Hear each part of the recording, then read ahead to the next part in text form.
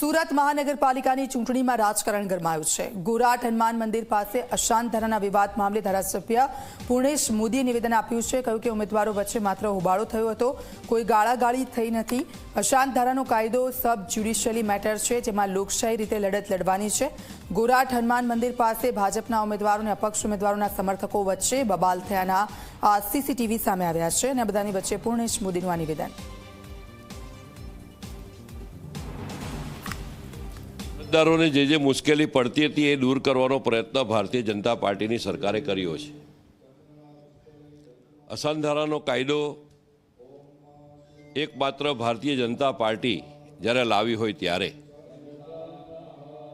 આખો વિસ્તારને કોઈ એક પ્રકારનું ધ્રુવીકરણ કરતા અટકાવવાનો પ્રયત્ન હતો, પરંતુ કમનસીબે કેટલાક લોકો એને સમજ્યા વગર એને અલગ અર્થઘટન કરે છે। રહી બીજી વાત કે ભારતીય જનતા પાર્ટીના બધા જ કાર્યકર્તાઓ કાલે આમ તો રોજ જ નીકળે છે પ્રચારમાં, કાલે વિસ્તારમાં ગયા હતા, મંદિરમાં દર્શન પણ કર્યા। ત્યાર પછી માત્ર ને માત્ર હોબાળો મચાવવો, એને અટકાવવા, માત્ર હોબાળો થયો હતો, એનાથી વિશેષ કંઈ નથી। એ વાતને ખોટી રીતે ચગાવવામાં આવે છે।